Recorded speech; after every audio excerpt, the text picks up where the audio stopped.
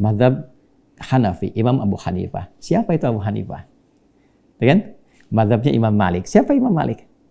Ya, jadi ketika mereka semua Hanafi, Maliki, Syafi'i, Hambali mengajarkan kepada kita lewat rumusan-rumusan yang mereka susun dalam kitab-kitab sampai kepada kita, itu bukan sekedar pemikiran-pemikiran mereka, itu bukan pemikiran.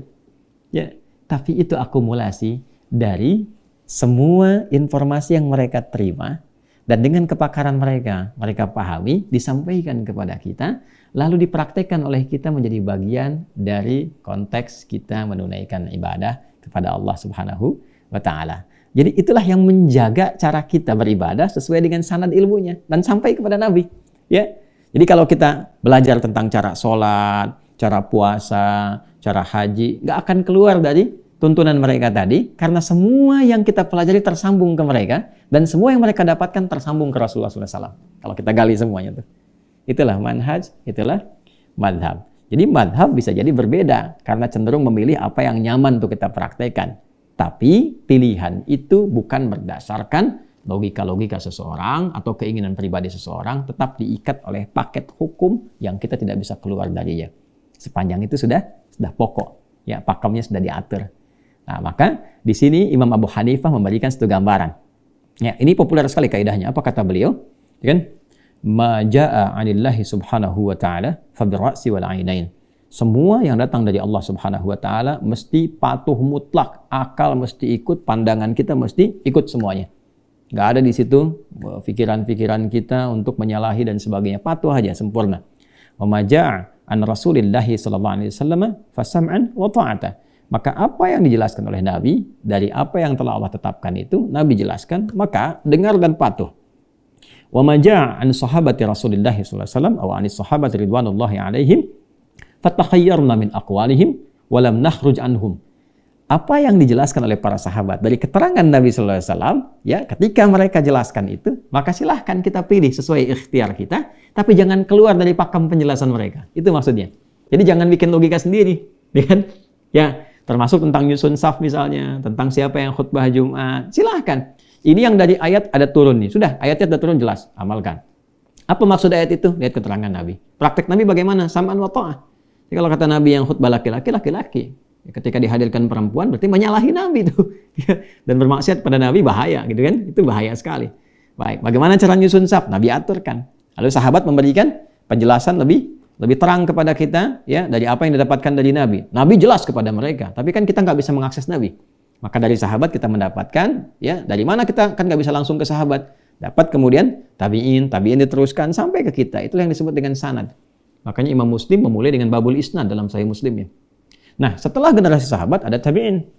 Maka kalau yang datang dari tabi'in, apa kata Imam Abu Hanifah? Hum rijal wa nahnu rijal. Kan?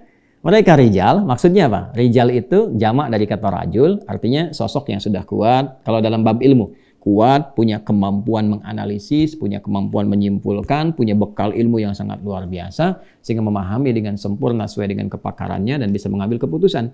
Maka Imam Abu Hanifah mengatakan hum rijal, kalau mereka punya kemampuan seperti itu, wa nahnu rijal, kita pun sama-sama punya kemampuan.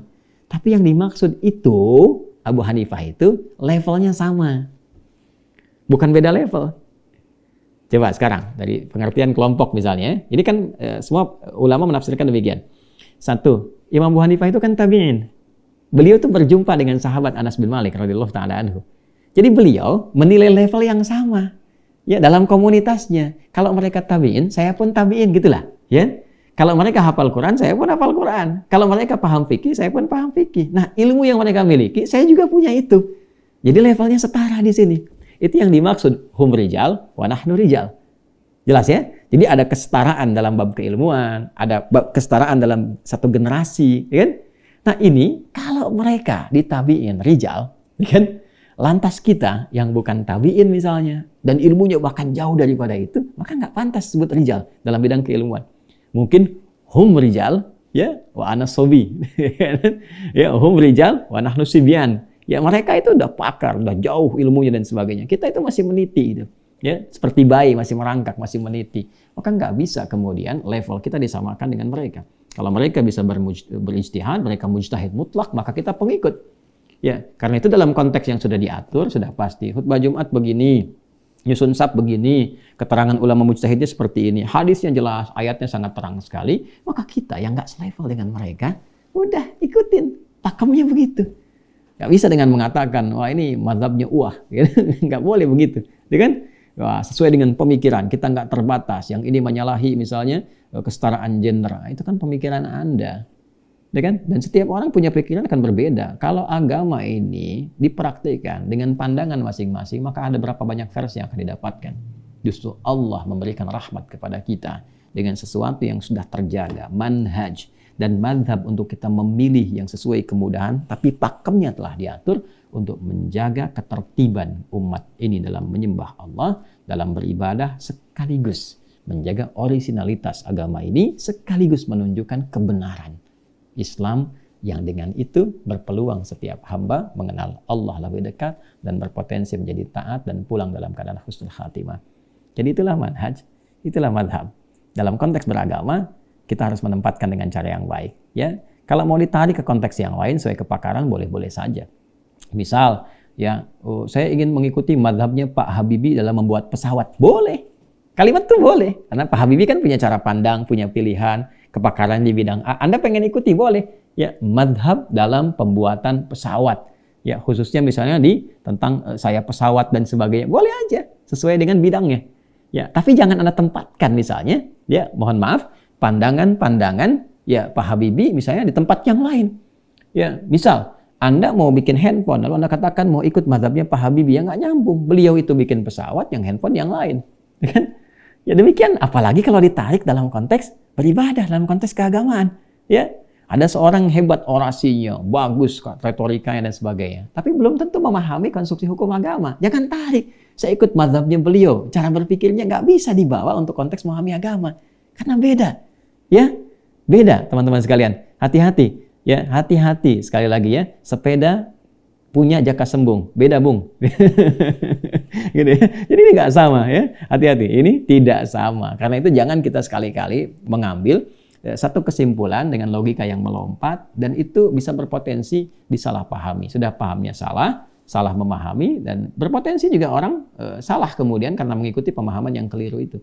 Jadi kalau ingin jadi orator, ingin jadi diplomat ulung, ingin jadi pemimpin yang hebat dalam konteks kebangsaan, ya, kenegaraan, maka silahkan madhab Bung Karno. Ini kan kalau ada yang ingin pintar membuat pesawat, ya, begawan, ya, di bidang-bidang misalnya terkait dengan tadi dirgantara dan sebagainya, silahkan. Ada madhab Habibie misalnya kan, ya, bagi orang-orang yang ingin pakar di bidang-bidang tertentu, silahkan seperti yang tadi saya sampaikan. Tapi kalau beragama, sudah jelas, madhabnya sudah diatur.